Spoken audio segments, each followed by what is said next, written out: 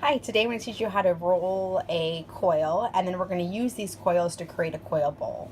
So what you're going to need to start with is a plastic knife, some clay, and a bowl that is covered in newsprint or newspaper. So we're going to start by rolling a coil, and a coil is simply a snake.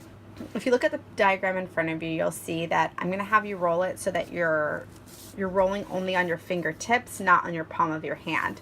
This will give you a coil that is more of a cylinder shape and less like a pancake. So what you want to do is you want to apply equal pressure and you want to roll back and forth. And you want to be careful not to roll these too thin because then they'll be very fragile. So you want to keep them about the same size as your pinky and nothing thinner than that. So I'm applying equal pressure and I'm just rolling this out.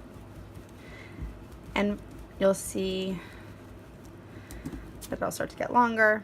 And you just want to be careful again not to roll it too thin. Okay, so from here you have a couple options. You now have a coil, and you can make these longer depending on how much clay you use, but you can make them all different shapes. And I have some examples that I've rolled out here. So this is like your spiral shape, this is a folded shape, this is a twisted shape with two coils twisted together. I have some spheres, and then I have like a shorter coil.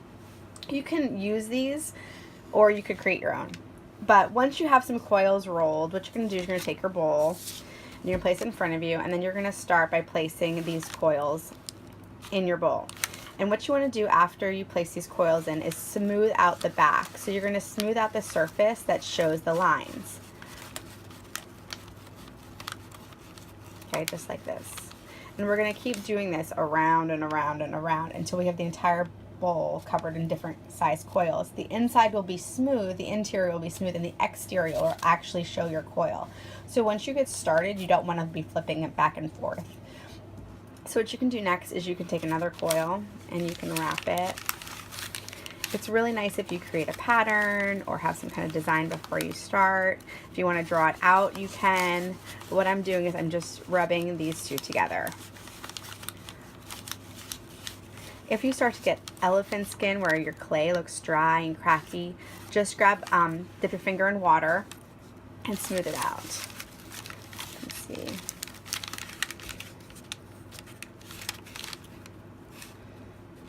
Okay, you're going to continue doing this until your entire bowl is complete and the whole interior is smooth. And you want to be pressing down and making sure that this is as smooth as possible because this is the surface that you'll be eating out of or using, and you don't want any cracks, you don't want any rough areas.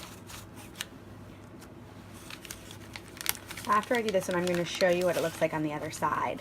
The reason why we put the newsprint down is so that the clay won't stick to the bowl itself and that you can just remove this paper and it will easily pop out. When clay dries, it shrinks, and we don't want it to crack, and we want to be able to easily remove it so that way we can put it in the kiln to get fired for a bisque firing, and then we will glaze it. Okay, so normally I wouldn't have you take it out, but just to show you what it looks like, you can see that you still have these coils on the outside, but on the inside it's smooth. And you can also use spheres. Spheres are a good way to fill in space, and they will look like a sphere on the outside but not on the inside. So all you're doing is you're using your finger to smooth out the lines and connect the two pieces. You want to make sure you're working thick and carefully. The more attention to detail you have, the better these turn out. And you're going to keep going till you're all the way finished. Once you're done, or the bell rings, whichever comes first, you're going to take a plastic bag and you're going to make sure that your bowl is inside the plastic bag. You also want to inspect the plastic bag to make sure it doesn't have holes in it like this, because air will get in and that will cause your bowl to dry out before you're finished. And you're going to wrap it. Try to get out any extra air that you have in there. And then you're going to take a piece of masking tape and make sure your name's on the outside. I know your name's also on the inside, but it'll be much easier to locate your bowl if you don't have to open up everyone's to see if it's yours. So name on the outside, you want to make sure the plastic is tight, and then we can finish these either the next class period or let them dry slowly to avoid any cracking.